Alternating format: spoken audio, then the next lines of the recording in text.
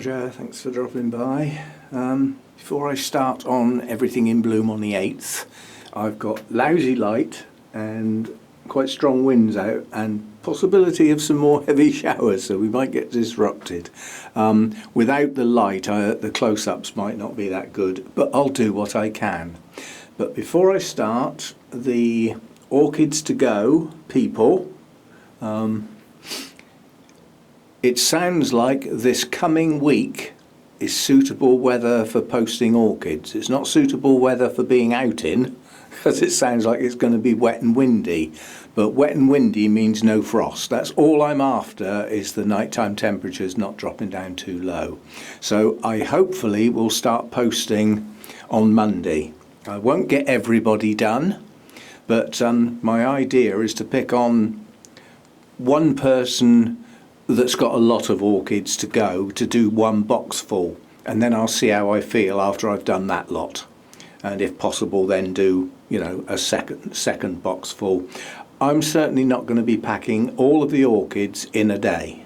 That's not going to happen. It's tedious, tiring, and not enjoyable, quite honestly. I know it's got to be done, but yeah, so I will do it in bits, and it might mean that some don't get posted next week simply because it would be too late and they'd be stuck over the weekend in a depot somewhere.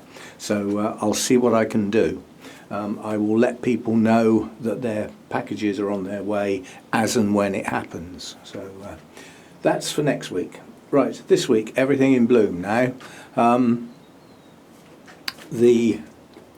I'll do pop-ups for names, those that I've got names for. The Latoria is still going strong and will be for a lot longer yet. You know, I mean, this is basically a very long-lasting bloom. Lovely delicate patterning on the inside. Quite special, really. They look good. But unfortunately, like a lot of the Latorias, they tend to hang down. So the best view is either by holding them up in the air or by getting underneath and looking up. There is a problem on this plant, which I'm going to have to look into because I'm not quite sure what it is. This is a relatively new growth and the leaves have gone. And that's the second one it's happened to. But the rest of the plant, you know, there's another couple of leaves not happy there, and yet the rest is okay. So we'll look into that. This is one of the ones I bought back from Burnham's, so no ID, just a Odontoglossum type hybrid. Lovely colours. They're a little bit washed out. They're a little bit like what watercolours look like, no sheen. Nonetheless, they're a good shape. And they're going over now. So, I mean, you know, these will look best next time round when they're fresh, I suspect. So they're fading. So unlike some that go deeper, some fade light, if you see what I mean. And that could well be one of them. And then the next one's up here. I'll have to get that down simply because I don't want to. This is a nobly typed Dendrobium Comet King. Large blooms, good colour, and first time blooming, I believe. Got a few more buds to come. I can tell you that arrived as a kiki from Rachel, along with the original holy clay pots that came in a box from Ireland, and I think that was tucked in the top from memory. And yeah, it's coming on. It grew a lovely, nice, strong cane last year. It's got another one starting at the base there. So I let it bloom on the grounds it's gained some strength. Yeah? The year before, no. So that one lives up there at the moment, so that I can look up at it and see the colours. Right, moving on round here. We've got Dendrobium Nestor. Won't be with us a huge amount longer. They don't last long, these. But while they're lasting, they are incredible blooms. Lovely colour, lovely deep colour. And depth of purple in the centre there is absolutely gorgeous. And that's just by mixing anosmum, I believe, and another one that's a deep colour. The combination of the two means anosmium-shaped blooms with a similar pattern in the lip, just much deeper colours. So, yeah, very pleased with that one. I've had this one quite a while now. I just wish it would push out more than one growth a year. It's growing in size and it's doing well, but it's still at the moment only one cane at a time. It'd be nice, you know, can you imagine like 3 or 4 canes in bloom? Maybe one day. Right, now I'm going to have to machete my way in here. What's the best way to do? Best way to do this is get this out of the way. I only put it there so that I can see it. So if we move that out of the way for now, so that I can get over in this corner, and we'll come back to that in a minute. Right, so over here, this one's gone now. This is the other one I came back from Burnham's with. That's actually gone, well, it's actually broken. So that's actually gone over now. Won't worry about that. Just a no ID Odontoglossum type again. My croaky throat. My Prima Donna, another Nobile type. These are the latest set of blooms. All the original blooms that have been out for some time have now all gone, but these haven't been open long, so this is still going to be around a while. Bit of a colour changer as it goes along, but you know, it's a good size bloom, and I like the colour. It's a really nice looking bloom, and slightly fragrant. The piece that I sent over to Insa, when his bloomed, he reckoned his was quite fragrant. Well, mine isn't. Damn cheek. And then we've got the epidendrum. That's still looking good. You know, this is a very attractive flower. Very attractive. I can get the flipping thing to focus. Come on. It's not playing today. I wonder if it's because there's not enough light. Normally I touch the screen and oh goodness knows, if that's come up on the screen I do apologise.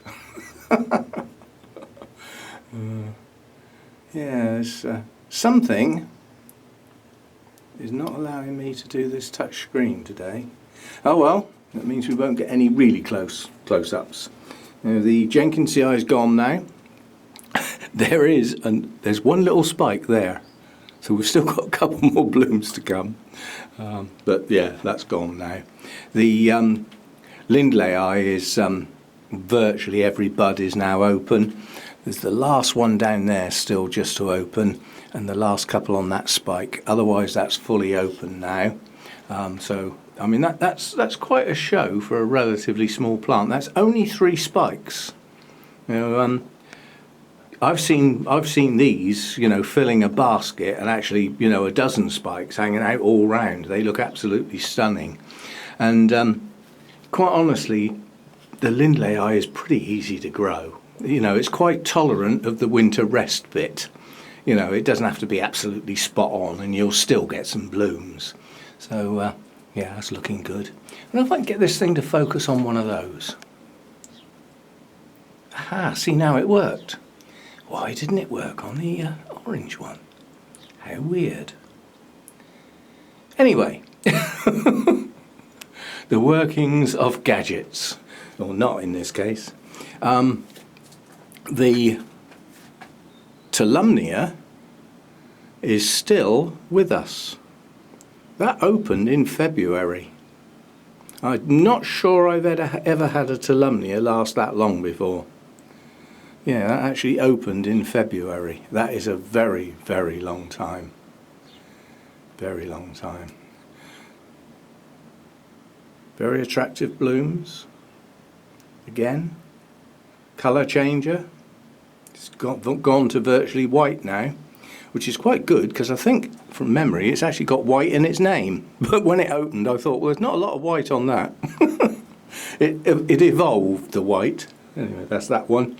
The apple blossom that we've just ripped to pieces, as far as the plant is concerned, and repotted, and hopefully it will pick up again. By rights, I should take those blooms off, because obviously the plant is under more stress now, having been repotted. But I'm not throwing those away. Tough, it'll have to put up with it. But lovely fragrance. In here at the moment, that is the only fragrance. The Zygo, moving on, the Zygo has now gone. These blooms they go black when they die, which is quite something. But the last few have lost their colour now. They've lost the colour to the petals and sepals. So these will drop very, very soon now. And again, by rights, I ought to just take those spikes off and let the plant grow and not try and support the blooms. We've seen them, we've enjoyed them, and they're basically gone now. Right, coming round, we've got this Oncidium. Again, these are very attractive, but also very small. So they're not my thing, really. You know what I'm like. I like larger blooms. So I'm just looking at the colour on the screen. And this, I've got apple blossom right in my nose at the moment where I'm standing. This colour, somebody said, how about calling it burnished gold? That really is, that's probably the best description, burnished gold. But an awful lot of blooms, so its show is in its numbers, not in the size. But nonetheless, they're still attractive blooms. Make up for it by having lots. Right, coming over here, we've got the Coriniferum. Now this has got, it's like two plants, because the cane that I grew is quite long with the blooms. The two canes back here, the older ones that also bloomed, one bloom each, they're now a long way apart, you know, here and here. It's almost like two separate plants. But again, you know, these are attractive blooms. These look really nice. They are very attractive. And they're very slightly fragrant of tangerines, but it is slight. You've got to get your nose in there, basically. But lovely attractive markings on the lip, and a sort of hairy look to it as well, looking up inside. So again, attractive blooms. And then we've got this thing, which is just starting to go. And this was one of Derek's that arrived in bloom. So this is one of the few of Derek's that has yet to be repotted, but it's in reasonable quality bark. There's certainly no rush for that. Let's let it bloom and do its thing, and then possibly even wait for some new growths. I think there's two plants in there, but we'll have to wait and see. Unfortunately, this is a climber. It's going to be one of those that tries and escapes. So we end up with aerial roots on the latest growth. It's just going to be one of those, so I have to deal with that. I might mount the flipping thing. That'll stop your game, won't it? Anyway, attractive blooms, upside down. You know, that's how they are. Upside down blooms, and nice patterning, and incredibly fragrant. This is more fragrant than the apple blossom, but it depends on light and heat. The apple blossom still gives off its fragrance when it's not too warm, whereas this one stops. There's virtually no fragrance coming off this at the moment because it's cool in here because it's a lousy day. That's just how it goes.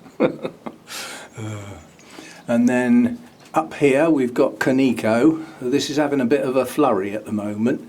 Got a nice cluster here, again up here, here, here, here, and more buds to come. So this is having a bit of a flurry. Now this fades to pale, so this gets paler as it ages.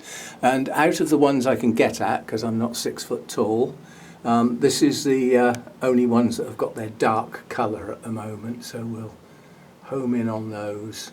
This is a Victoria Regina cross, and you can see where it's got its colour from. It's not blue, it's purple, but at the end of the day the Victoria Regina just gives it that depth of colour. So very attractive. No fragrance as far as I know. And then we've got the biggie over here that the brassica is in the way of at the moment. So I'll just turn this round a bit. Don't need to zoom on that to get a close-up, do we? These are big blooms, very big blooms. And see-through. If you look, you can see my fingers through the petals. Yeah? Or like tissue paper. Like rice paper. That's the word I was trying to think of last time and couldn't think of it. But again, you know, the colour and patterning on the lip is just gorgeous. Depth of colour and everything. Very attractive. But only the two, and the bud, the shoot that was coming up down here that I said may bloom before they go over, is just going to be a single bloom. So there'll be another one to add to the two I've already got, which will be nice. Right, that is it, apart from getting Hercoglossum back up where it goes and having a look at that. So we'll just hang that back up. As I said, I put it up here so that I can see it from in the house. Oh. Get it right up there somewhere. Now again, we've just had quite a nice close-up on here with some backlighting. I'm not going to be able to recreate that today, that's for sure. But what I am going to do with this one is I'm going to put this one in for the virtual competition this month. And to do so, I'm going to play with it. So any old canes on there that are definitely not going to bloom this time round are coming off. That'll be some of those sort of tattier ones up there. But you've got to go careful with these old canes. You know, some of them are. I've got buds on. And then what I'm going to do is try and spread the existing canes out a bit so that the blooms are more evenly spaced. Because this is a difficult one to show its to show it all. Because if you get back here to show the whole plant, you can't really see the delicateness and everything of the blooms. And if you get in close with the blooms, then you've lost the plant. So somehow or other I'm going to try and get a picture of this to show the size of the plant and, more importantly, the number of the blooms. And what I might have to do is something like this, whereby I've got some blooms very close in that are close enough to get some detail, and then the plant sort of fades away into the distance to show the number of blooms. Now getting all that in focus is going to be very difficult, and we'll need the tripod and a timer, because the depth of field will need to be great to make sure it's all in shot. Under normal circumstances, my DSLR, if I focused on that, then from about there onwards would not be in focus unless I had incredibly strong light, which I haven't got in here. So we'll have to see what we can do, but I'd like to get a decent picture of that. See, now before, that's actually been taken in to the Orchid Society and got a first, because you can see the whole plant. You know, the judges can step round it and look at it from all different angles and everything and see the whole thing, including the growths at the top and everything. They get to see the whole thing. I can't do that in a single photo, so we will have to see what we can do. There isn't much else. The other thing I could do is tidy this one up and arrange the canes such that all the blooms were like close together. You see what I mean? So that it looked like a bit more of a show. Something like that. I could try that. We'll see. I'll sort something out. I mean, I could take a long skinny photo of that. You know, just crop it. Take the picture with it all in focus and then just crop it. And just make it, you know, a long thin photo. Alan would love that. The guy who puts the newsletter together loves long thin photos because they fit between others. What he doesn't like very much is square ones. He likes quite oblong ones that are quite long, because you can get 3 of those on a page. But you can only get 2 square ones. But a long thin one will go down the side. So anyway, I don't have to do that bit. All I have to do is sort the pictures out and resize them and all that sort of thing, and name them and put them in folders and get them off to him at an appropriate time. Oh, I've missed the cattleya.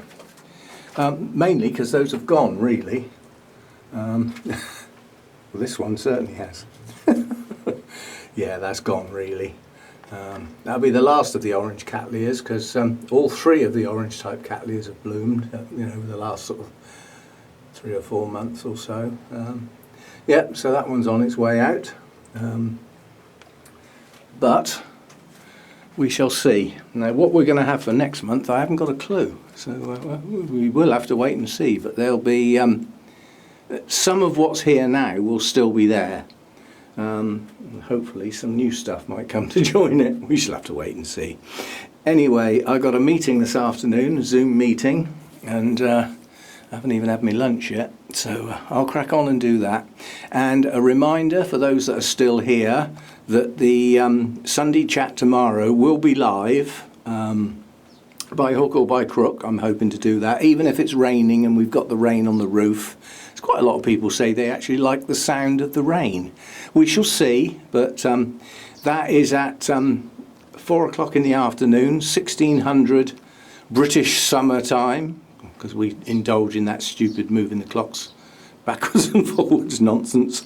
So look it up for where you are, make sure you get the time right, and we'll go from there. And I'll fire it off at 4 o'clock tomorrow afternoon for an amount of time. So if you're planning on joining in, you might want to think of some questions or a particular plant that you'd like me to get down or get out or dig out and show you or discuss or anything like that. It's a free format, really.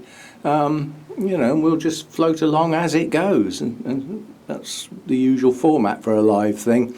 Some people do a live broadcast with a subject and they talk away on the subject, and the poor people leaving comments don't get a look in. I don't see any point in doing that. You just as well do a video.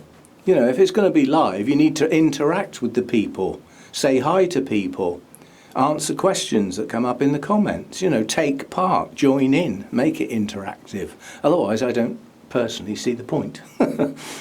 Anyway, we'll give it a go and we'll see how it goes. And I'll see you tomorrow. Thanks for dropping by.